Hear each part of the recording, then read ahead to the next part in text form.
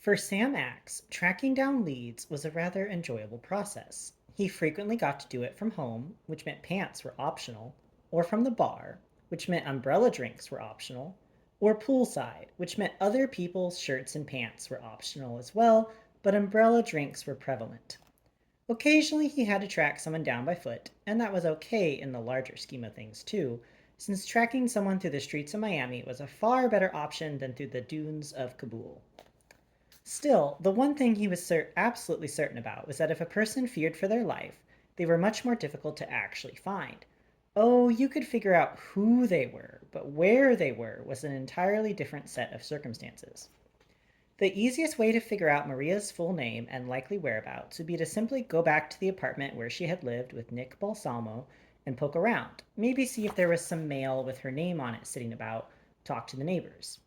But since the news the previous night had been full of grisly reporting about Balsamo's death, it didn't seem prudent. Homicide cops tend to ask a lot of questions that Sam really had no prepared set of answers for, beginning with the inevitable "What are you doing here?" And then when Sam picked up the morning's Miami Herald and flipped to the local news section and saw that the media had already been through the building and found the inhabitants strangely quiet, no one it seemed had heard anyone being brutally murdered, which was odd since Sam could hear his neighbors doing all sorts of things, none of which included dismemberment. He decided that pounding on doors and skulking around might lead to him getting into more trouble than was needed. How hard could it possibly be to find someone named Maria, especially someone with a previous address? Hard, it turns out, which was why Sam was sitting in the driving test bay at the DMV waiting for his buddy Rod Lott to come out. Of all the people Sam could call on, he really preferred staying away from people in the DMV. They just weren't like normal human beings. Sam chalked it up to dealing with the lowest common denominator of society each and every moment of each and every day.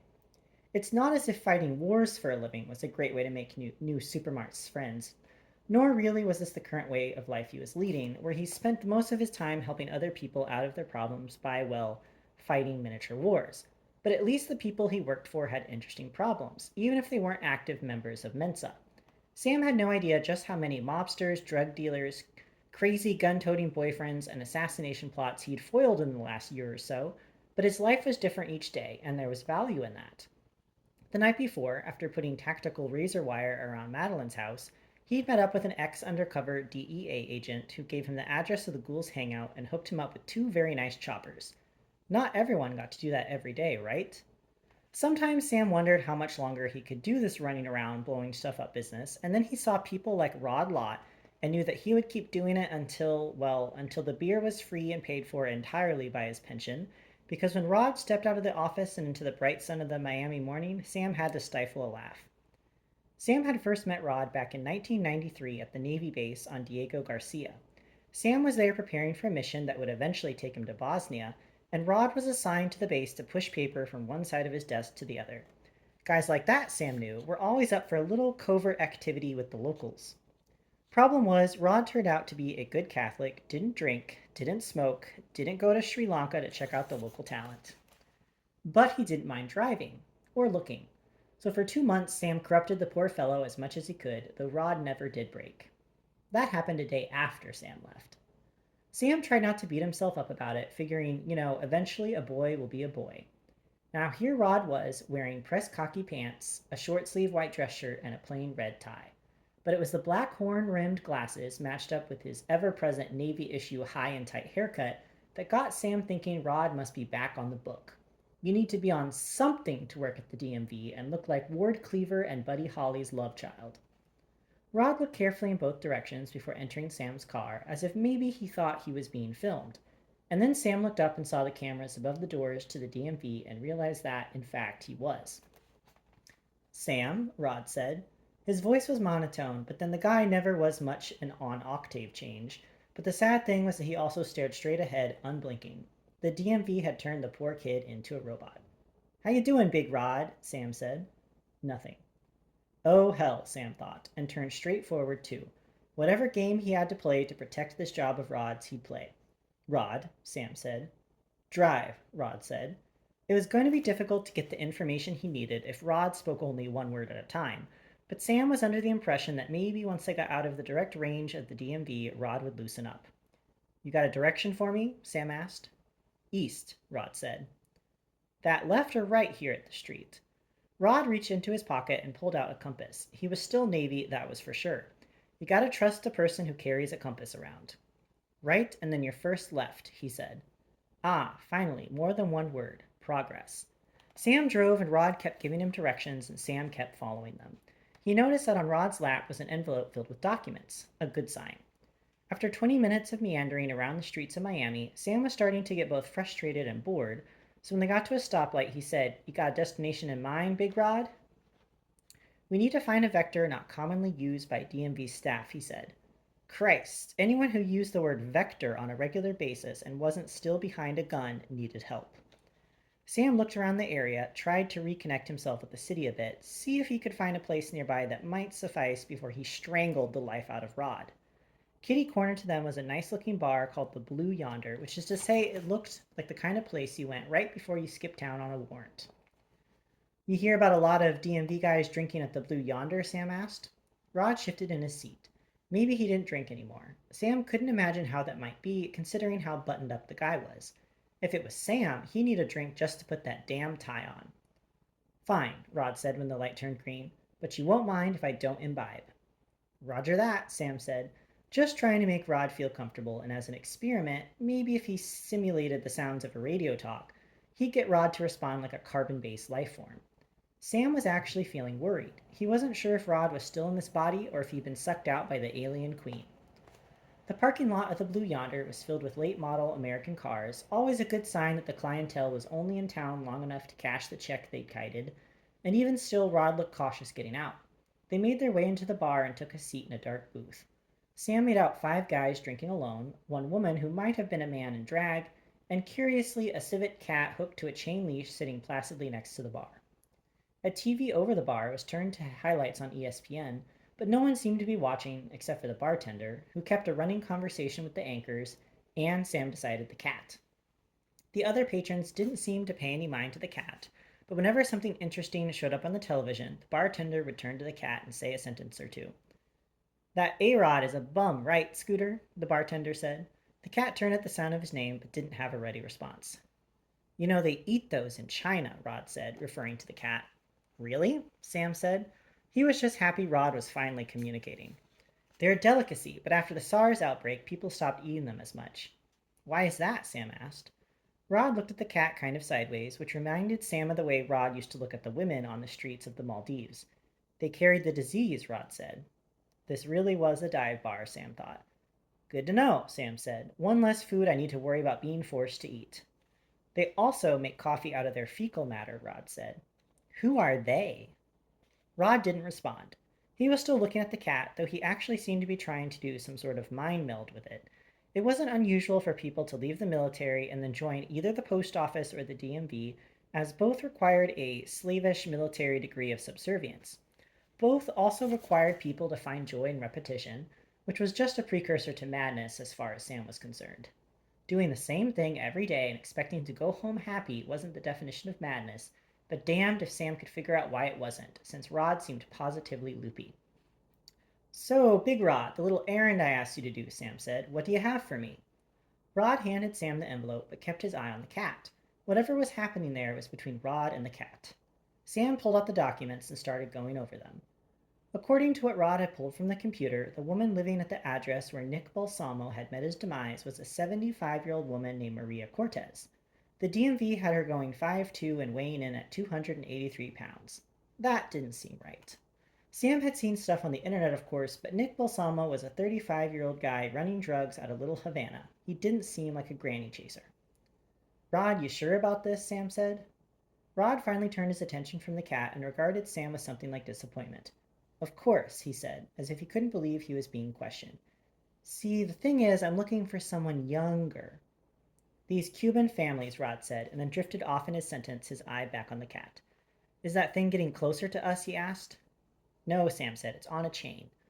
He wondered if Rod had suffered some kind of mild stroke. "What were you saying about these Cuban families?"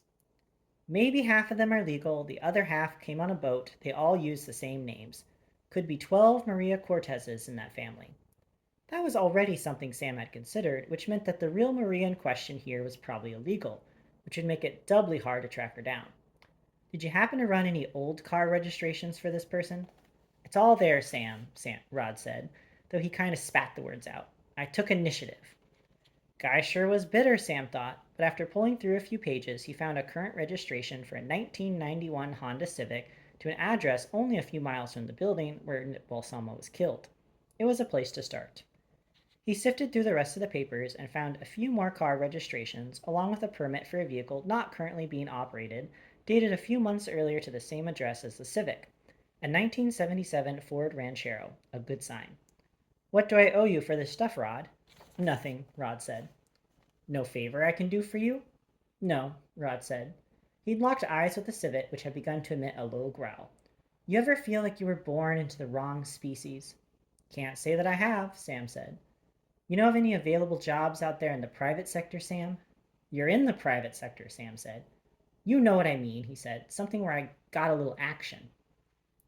If it was up to Sam, he'd prescribe a course of action for Rod that involved large sums of psychotropic drugs, followed by intensive regression therapy, and a promise that he would never be allowed to proctor a line at the DMV again. Can't say that I do, Sam said. Then what are you doing? Why do you need this information? Sam was pretty comfortable with most of his friends. They rarely asked questions, and when they did, it was usually just to protect their own asses. Understandable. But Rod seemed like he just wanted a piece of the action. I'm doing some process serving, Sam said. Maria here is getting sued by Sears. Owes $1,300 on a Bowflex she bought on credit. It's actually a pretty interesting case. Sam continued to prattle on until Rod lost interest and started staring at the cat again, which caused the cat to start pacing back and forth on its leash, that low growl turning more guttural. After a good 5 minutes essentially describing the plot of an episode of Simon and Simon that he remembered, Sam concluded by saying, So, if you're interested in that, just let me know. By this time, the other patrons in the bar had noticed the cat's change in personality and were scooting to the other side of the bar, which reminded Sam of how people used to sit in the non-smoking section on airplanes, as if the metal tube they were locked in could somehow discern where the smoke went.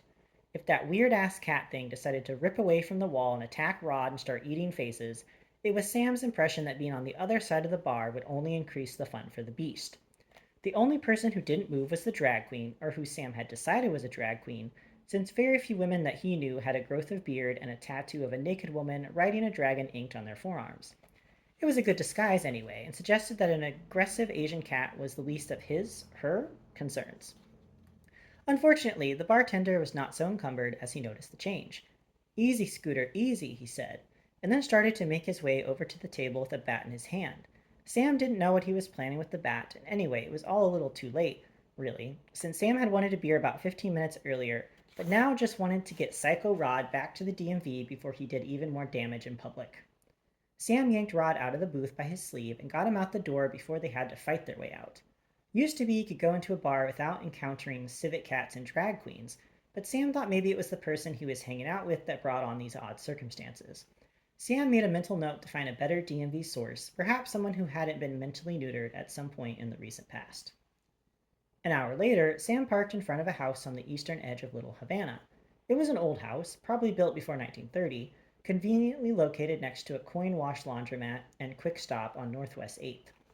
Across the street was the Olancho Cafe and a dollar store.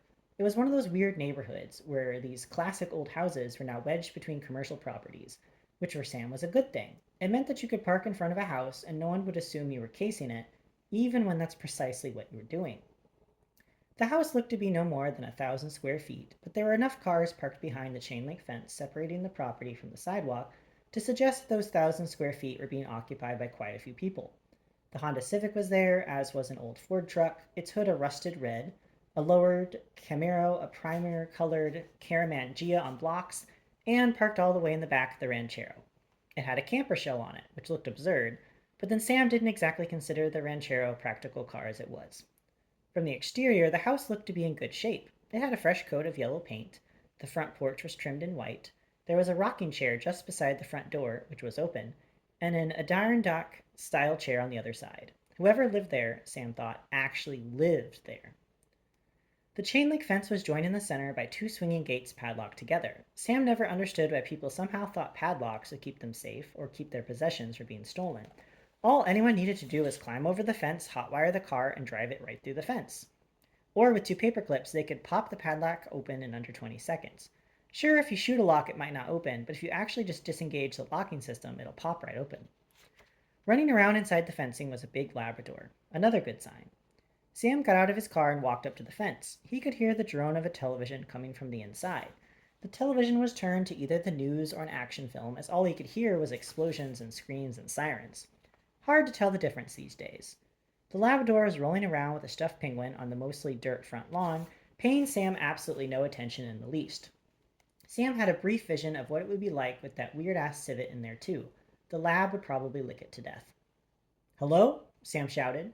He did it a couple more times until an older gentleman wearing Bermuda shorts and no shirt came out onto the front porch. What do you want? He asked. Real pleasant. Chuck Finley, Sam said, from the Department of Motor Vehicles. You got a warrant? No, sir, Sam said. Not a criminal matter. Just hear about the registration on your ranchero there in the back. The man walked down the front steps, stopped next to the dog, and just stared at the animal like he was trying to will it into action. Some guard dog, the man said. My stepdaughter, she tells me this dog will help keep us safe. 2 years, it's never barked once. I don't even know if it has vocal cords, just chases that stuffed penguin around the yard all day. The man knelt down and scratched the dog's head. The man was older, but Sam couldn't figure out just how old. He had ruddy brown skin and his eyes carried deep bags, but his shirtless torso was lean and muscular. No tats, no notable scars, not even really any hair to speak of. He could be 50, he could be 70. Man's best friend, Sam said. He'd probably bark if a penguin walked up. The man snorted out a laugh, but didn't move any closer to the gate or make a move to let Sam in. So, about the ranchero, I just need to check to make sure you've not been driving it. I look stupid to you? The man said. He looked at Sam without any sense of aggression, maybe because he was still petting his dog. Studies said dogs made people more placid. Maybe they were right. Since when does the DMV make house calls? Part of the stimulus plan, Sam said. The great thing about the stimulus plan the government had recently put into motion was that no one had any idea what was in it. You could tell people purple monkeys are part of the stimulus plan, and if you said it with some conviction, they would consider it for at least a few minutes. But not this guy. If you're looking for my stepdaughter, he said, she's gone. Not a good sign. Out shopping? How many times do you think you can threaten someone before they get the hint? What about you? I've lived here 50 years, he said. No one ever comes here and threatens me. She has her own life. I lived here too long to be bothered by idiots. You the original owner of the house? Sam asked. Just keeping it light, pretending that bit about the threat slid right past him. It was built in 1929. I moved in a few days later, the man said, a hint of a laugh in his voice. Keeping it light too, but still not budging from his spot next to the dog. When did Maria move in? You do think I'm stupid, don't you? Not good again. The thing was, Sam got the sense the man was enjoying the game. What did you say your name was? Sam asked. Shouldn't you know that? Sam walked back to his car and pulled out the envelope of documents. They were all in the name of Maria Cortez. I'm looking for a young woman named Maria, Sam said. Or a big woman named Maria. You're not either of them, right? DMV doesn't know if I'm a man or a woman? I've been driving a car since before you were born. The problem wasn't with the DMV. It was with all of the government. Yes, yes, Sam said. I see it here. He didn't, but that didn't mean he was going to admit that. See if maybe the man would just give up his damn name, make it easy on everyone. What did you say your name was? Chuck Finley, Sam said. Like the ball player? No, not like anyone. Just me, Chuck Finley. There was another Chuck Finley, he said, owned baseball teams. That was Charles O. Finley, Sam said. That's not me either. Could be you, he said. That guy was known not to play on the level too much. He once tried to trade his manager. Who does that? Not me, Sam said, trying to figure the guy out. It seemed clear he was smart, knew a few things about life, and didn't believe a single thing Sam was saying. Sam sort of admired him for that. These old Cuban guys, they'd seen so much crap in their lives, it almost didn't make sense to try to con them for information. One other thing you got going for you, he said. You're not like the other dudes been showing up. You got a car. Not a nice car, but not some screaming motorcycle. Uh-oh. You said you were Maria's stepfather? That's what I said. Her mother around? No, he said. They left together. Fine by me. You're a tender guy, Sam said. He decided being straight was the only way to get what he needed. He wasn't sure it was a two-way street, however. Bad guys come here looking for your stepdaughter and you just boot her out? She got in with a bad crowd, he said. I warned her that Nick was no good. And so she came crawling back here. I told her, see, I told you. But she's a grown woman now, her mother too. What can I do? Maria is in a lot of trouble, Sam said. I'm not here to hurt her, I'm here to protect her. I bet. Her boyfriend Nick is dead. I told you he was a bad guy. He was cut up in pieces inside an apartment rented in your wife's name, Sam said. Then he was dumped in acid. Was he that bad? Is anyone that bad? The man stopped petting the dog, considered the sentence Sam said, patted the dog once, and then stood up. Finally, Sam thought, a reaction. You're not with those bikers? No, Sam said. And you're not DMV, right? Right. This answer actually seemed to ease him more than the negative answer on the biker issue. Everyone hates the DMV. No wonder Rod was how he was. I'm Jose, he said, and I drive that ranchero all the time. Just hate to get it registered, you know? Piece of crap. Let it sit. Right, Sam said. Now then, who are you? Jose asked. There was the rub. Sam couldn't quite tell him the truth and couldn't quite lie, not if he wanted his help in getting Maria safe. I'm just someone who wants to help her stay alive. Sam scratched out his cell phone number on the back of the envelope and reached it over the fence towards Jose. He finally moved away from the dog and took the envelope. I don't care if she's illegal. I don't care about anything but keeping her safe. She'll call you tonight, Jose said, and then he and the dog went inside, closing the door quietly behind them.